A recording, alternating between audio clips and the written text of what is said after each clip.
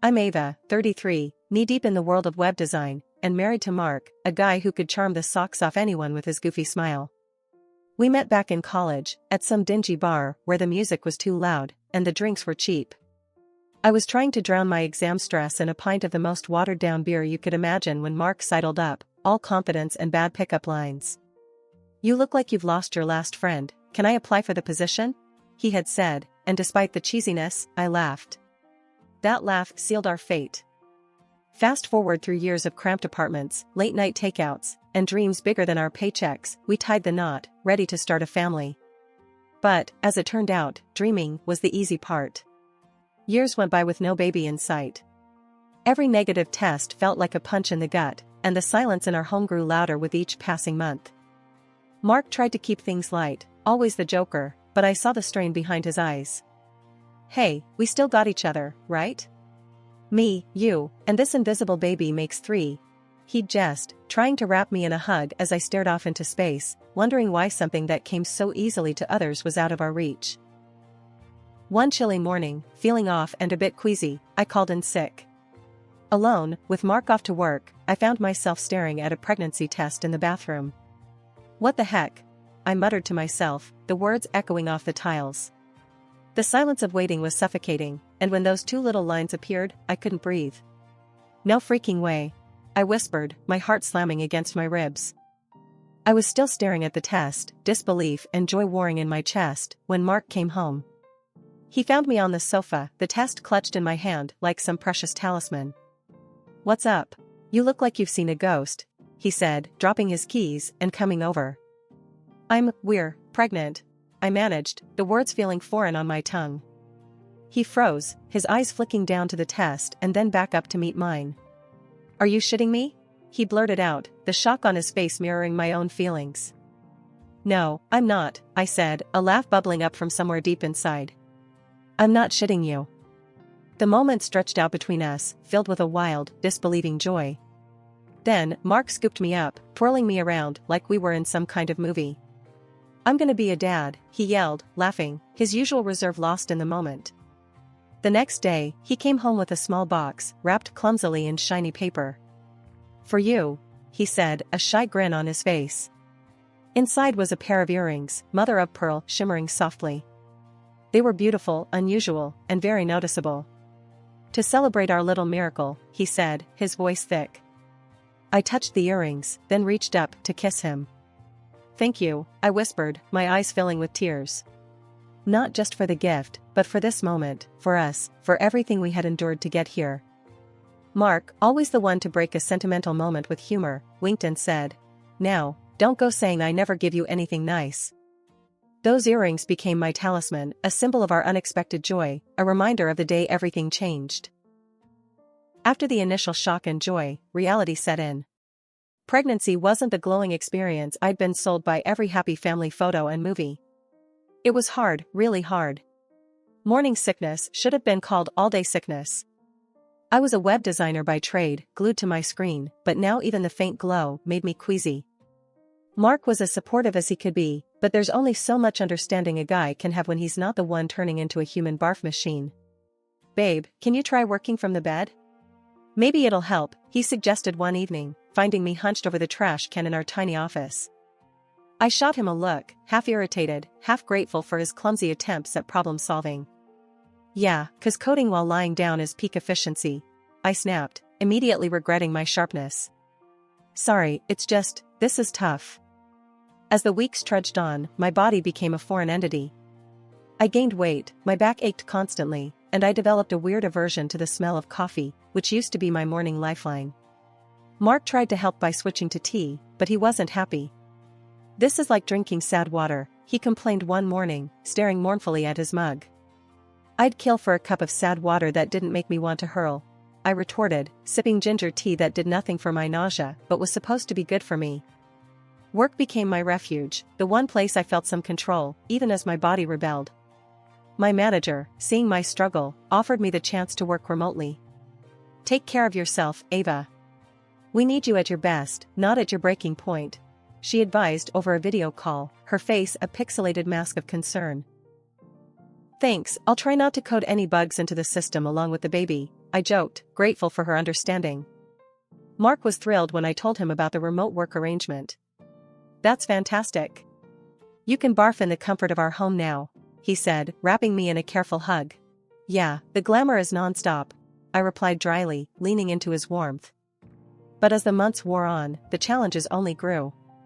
Every appointment, every ultrasound, was a mix of terror and excitement.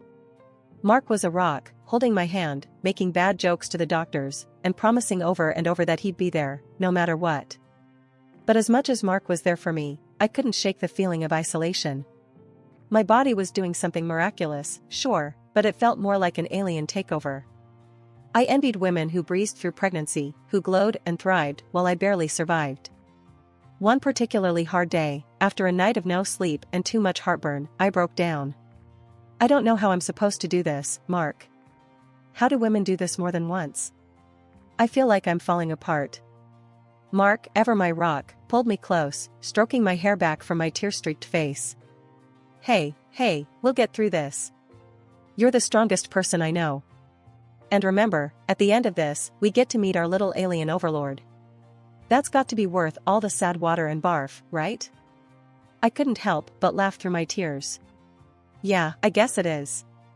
That was our life now, a series of tough days brightened by moments of humor and love. Despite the difficulties, despite the fear and the pain, we were in it together, waiting for the day our lives would change forever. And in those hard, dark moments, that was enough to keep me going. After the baby came, I thought we'd be living in some kind of bliss. But, let me tell you, it was anything but. Our little bundle of joy? More like a tiny tyrant who refused to sleep. Night after night, it was just me, pacing the floor, trying every trick in the book to get him to settle. Mark? Useless. I've got work in the morning, he'd grumble from under the pillows, as if I was heading off to a spa day instead of logging into my own mountain of work with a side of zombie-like exhaustion. Great, 'cause apparently I don't work, right? I'd snap back, bitterness creeping into my voice. It wasn't like my job just paused because I had a baby.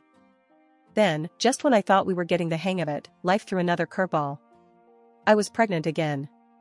The shock of it nearly bowled me over. This can't be happening, I whispered to myself, staring down at the test. 2 kids under 2? How were we going to manage? Mark's reaction? This is great news. He beamed, clearly not the one who'd have to push another human out of his body or juggle meetings with morning sickness. Great? Mark, we're barely hanging on as it is, I retorted, my stress levels skyrocketing. We'll manage. We always do, he said, but his words felt hollow. Easy for him to say. His parents, Diane and Jack, bless them, swooped in like some kind of cavalry. They'd drive in from out of town, armed with casseroles and an eagerness to help. You kids need a break, they'd insist, taking over with a competence that left me both grateful and a little resentful. Why couldn't it be this easy for us? When our daughter arrived, all those fears and frustrations seemed to melt away, at least for a little while. Holding her, everything just fit. Like she was the piece of our family puzzle we didn't know was missing. Hello, beautiful, I whispered, tears of joy replacing those of exhaustion. But the reality was, we were in over our heads. Mark was over the moon about our daughter, sure, but his solution to our chaos was to dive even deeper into work. We need the money, he'd say, a defense that was getting old. More than we need you?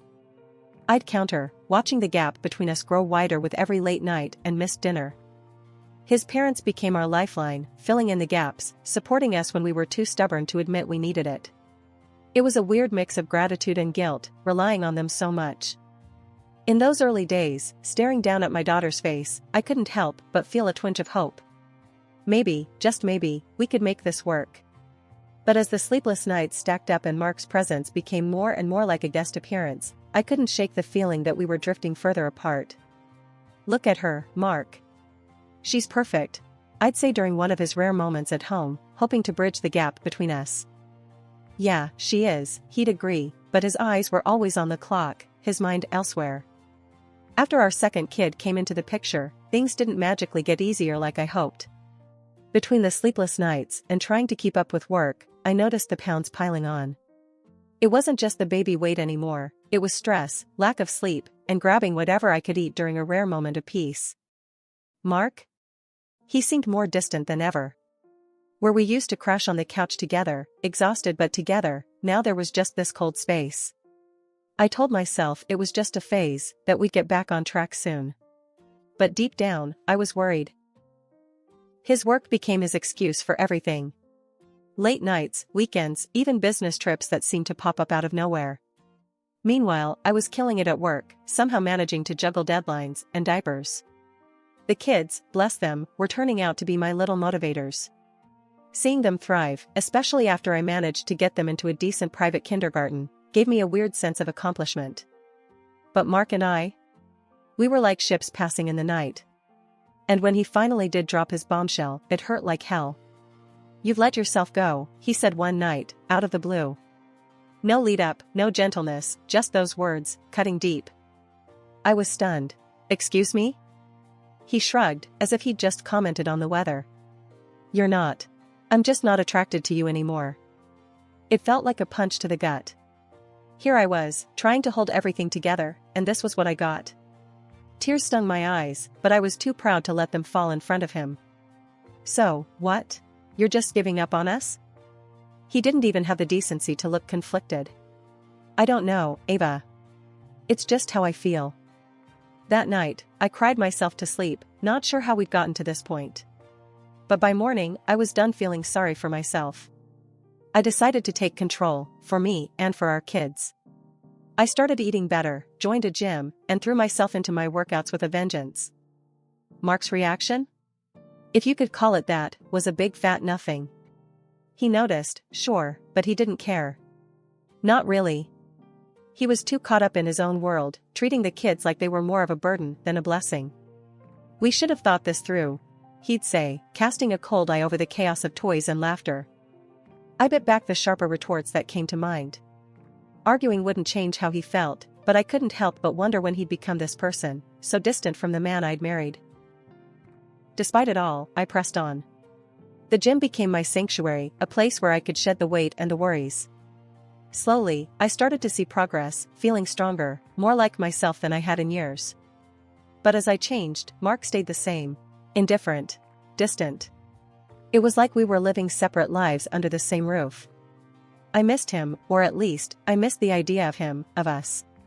Our wedding anniversary was rolling around, a day that used to mean champagne toasts and stolen kisses. This year, though, it felt more like a reminder of everything that had gone sideways between Mark and me. But I'm a fighter, always have been. So, I cooked up a plan to maybe, just maybe, salvage whatever was left of us. I called Mark during one of his rare breaks at work. "Hey, our anniversary's coming up. Thought maybe we could do something special," I ventured, heart hammering. There was a pause, long enough for me to regret bringing it up. "Sure, Ava. What did you have in mind?" His voice was flat, distracted. I pressed on, nerves be damned. "How about a weekend getaway? Just us, no kids, no distractions." "Sounds expensive," was his immediate response, and I could almost hear his eyebrows raising in skepticism. I bit back a sigh. "I found a deal. It'll be nice, Mark. Like old times." He was silent for a moment. "All right, book it. But it's your show, Ava. I'm swamped here." Not exactly the enthusiastic partner I was hoping for, but I'd take it.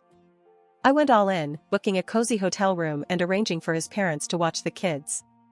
I needed, this weekend to be a turning point for us. The day before our trip, I laid out the dress I'd bought especially for the occasion. I tried to find the mother-of-pearl earrings that Mark gave me, but they were missing somewhere. It's okay, I thought, because everything else is ready. I waited for Mark at the hotel, anticipation turning to anxiety as the hours ticked by. My phone was silent, his side of the bed untouched. Finally, I couldn't take it anymore. I called him, my voice shaking. "Mark, where are you? You're late." "Look, Ava, I'm not coming," he said, and just like that, my fragile hope shattered. "What do you mean you're not coming? It's our anniversary, Mark." I was on my feet now, pacing the room. He sighed, a sound that felt like a slap. I can't do this, Ava. Pretend everything's okay. I'm sorry. The world spun. So that's it? You're giving up on us? My voice broke, the hurt too raw, too deep. I don't know what else to do, he admitted, and the finality in his voice was a blow I wasn't prepared for. I hung up, numb.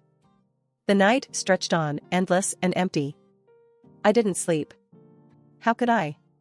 Every second was a reminder of the gaping chasm between us, of the love we'd lost somewhere along the way. The next morning, I made a decision. If Mark had given up, fine. But I wouldn't let this break me. I spent the day at the hotel spa, walked along the beach, and dined alone, surrounded by couples. It was both liberating and profoundly sad. Returning home, I braced myself to face Mark, to confront the ruins of our marriage. But the house was quiet, too quiet. His parents greeted me with confusion and concern. "Where's Mark?" they asked, echoing the hollow ache in my heart. I didn't have an answer. The truth was, I didn't know where my husband was, physically or emotionally. Our anniversary, once a celebration of us, had turned into a stark, painful milestone marking the end of us. In that moment, I knew things couldn't go on like this. The distance, the silence, the pain, it was too much. I needed more, deserved more. It was time for a change, time to face the future, whatever it might hold, head on. But first, I needed to find those earrings, the last link to a time when love, not loneliness, filled our home. They were gone, just like the man who'd given them to me. And with that realization, the last piece of my broken heart finally gave way. The next few days were a blur of routine, taking care of the kids, working, and the constant, nagging thought of Mark's absence. It wasn't until I was out in the yard with the kids that the piece of the puzzle I wasn't even aware was missing fell right into my lap, or, more accurately, walked right up to my fence. It was our neighbor, Jenny, young and always friendly, but I hadn't really spoken to her since the kids came. Today, she was all smiles, waving at the kids. That's when I saw them, the earrings. My earrings. The mother-of-pearl ones Mark had given me, shimmering in the sunlight as she tucked a strand of hair behind her ear. "Nice earrings," I said, trying to keep my voice steady but feeling the sting of betrayal. Jenny touched one ear self-consciously. "Oh, these? They were a gift from someone special." She stumbled over her words, her face flushing. "Someone special, huh?" I couldn't hide my skepticism. "They look a lot like a pair I used to love. Went missing recently." The conversation was awkward, full of half-truths and dodged looks. It was clear there was something she wasn't saying. Later that evening, I confronted Mark. "We need to talk," I started, my voice firm despite the turmoil inside. "What's up?" He tried to sound casual, but I could see the tension in his posture. "It's over, Mark. I'm filing for divorce," I said without preamble, watching his reaction closely. He blinked, taken aback. "What? Why?" "Don't play dumb. I know about Jenny. The earrings, Mark. And everything else." I pressed on, feeling a mix of anger and heartbreak. For a moment, he looked genuinely shocked. But then, his expression shifted to something darker. He laughed, a harsh, angry sound. "So, you found out?" "Yes, I've been seeing Jenny. Gave her those earrings, because I wanted to. I don't care about us anymore, Ava." His words were like a knife. But I was prepared. "I want you out, Mark. And I expect financial compensation for your adventures." He exploded at that. "Compensation? You won't get a dime from me." That's when I played my final card. "Actually, I recorded our conversation just now. Your confession. It'll be more than enough for court." Mark's anger turned to disbelief, then fear. "You can't do that." "I just did," I said, the finality in my voice marking the end of our marriage and the beginning of my fight for justice. After I decided to file for divorce, things moved quickly. Armed with the evidence of Mark's infidelity, I felt a grim satisfaction knowing I had the upper hand. The court didn't hesitate. They saw right through Mark's excuses and awarded me financial compensation and alimony for the kids. It was a small victory in the grand scheme of things, but it felt significant. Mark's parents, surprisingly, came out firmly on my side. It was a bitter pill for Mark, realizing he'd lost not just his marriage, but the support of his family too. One afternoon, while the kids played in the yard, Mark's mom, Diane, and I sat down for a rare moment of quiet. "We're so sorry, dear," she began, her voice thick with emotion. "We never raised him to be this way." I nodded, not sure what to say. The betrayal still stung, but seeing them stand by me meant more than I could express. "I appreciate you both. The kids love having you around." Diane reached over and squeezed my hand. "They're our grandkids. We'd do anything for them. And for you. You're more of a daughter to us now than ever." Life after the divorce wasn't easy, but it was mine. The house felt emptier, yet somehow fuller too. Full of possibility, of new beginnings. The kids adapted, resilient as ever, finding joy in the simplest moments. And me? I threw myself into work and motherhood, determined to build a bright future for us. One day, I was at the park with the kids, watching them play, their laughter a balm to my soul, when Diane joined me on the bench.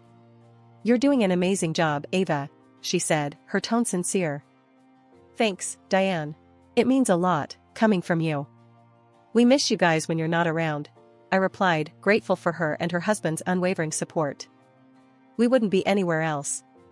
Those kids, and you, are our family, no matter what Mark has done," she stated firmly. The conversation shifted to work, to the kids' latest antics, to the future. It was comforting, this new normal we'd established. A testament to the fact that family isn't always defined by blood, but by the bonds you build. As the months passed, I found strength I didn't know I had.